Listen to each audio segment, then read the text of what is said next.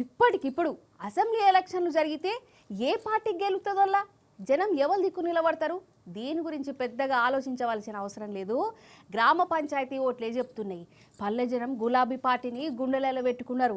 ఓ దిక్కు అధికార పార్టీ లీడర్లు ఓటర్లను దబాయించినా, రౌడీజాలు చేసినా, రుబాబులు చేసినా, పథకాలు బంద్ పెడతామని బ్లాక్మెయిల్ చేసిన జనం మాత్రం కేసీఆర్ సారే మళ్ళీ సీఎంగా కావాలి అని రేవంత్ సార్కు గట్టిగా అర్థమయ్యేటట్టు పంచాయతీ ఎలక్షన్లు చూయించారు.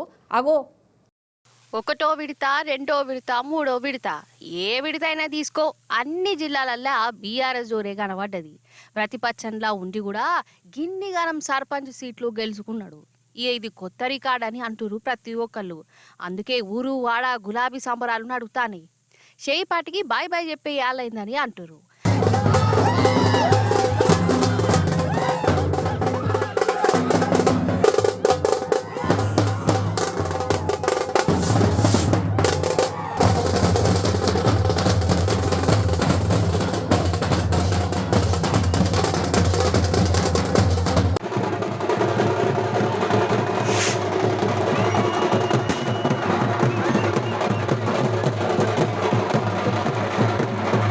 నిజంగా అధికారంలో ఉన్న షేయి పార్టీకి బీఆర్ఎస్ కంటే కొన్ని సీట్లు ఎక్కువతే రావచ్చుగాక, కానీ అసలైన గెలుపు అంటే కారు పార్టీదే.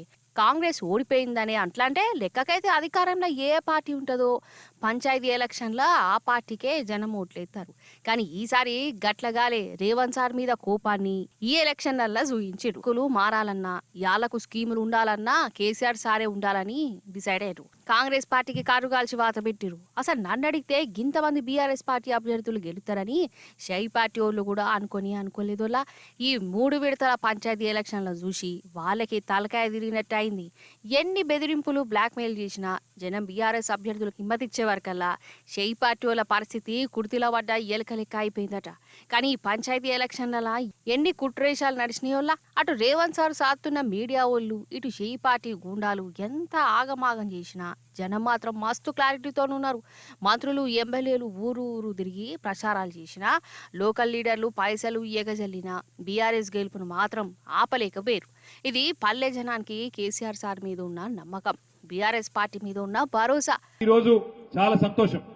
2 సంవత్సరాలు తిరగకుండానే మళ్ళీ సర్పంచ్ ఎలక్షన్లు జరిగితే భువనగిరి నియోజకవర్గంలో కాంగ్రెస్ కు 52 వస్తే మనకు 56 సర్పంచ్లు ఇక్కడ గెలుచుకున్నాం.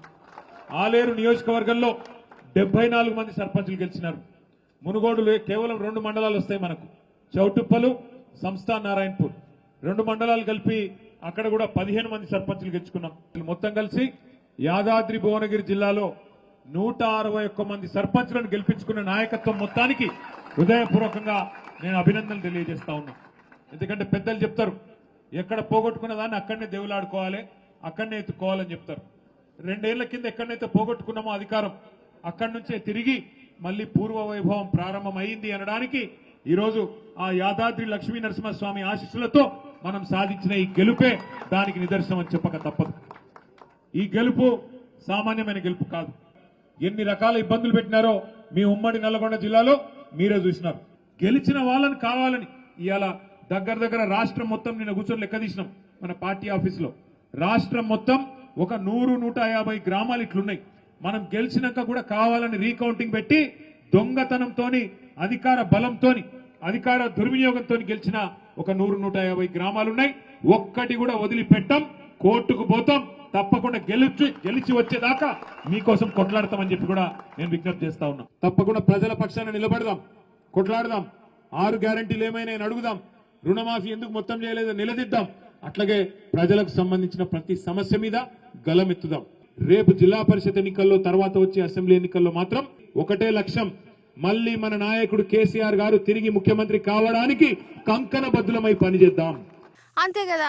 కానీ ఒకటి మాత్రం అందరికీ అర్థమైందోలా, 2 ఏళ్లలోనే షేయి పార్టీ మీద జనానికి విసుగొచ్చింది. ఈ ప్రభుత్వాన్ని ఎంత జల్దీన ఇంటికి సాగదోలితే గంతనయం అన్న కాడికి వచ్చింది.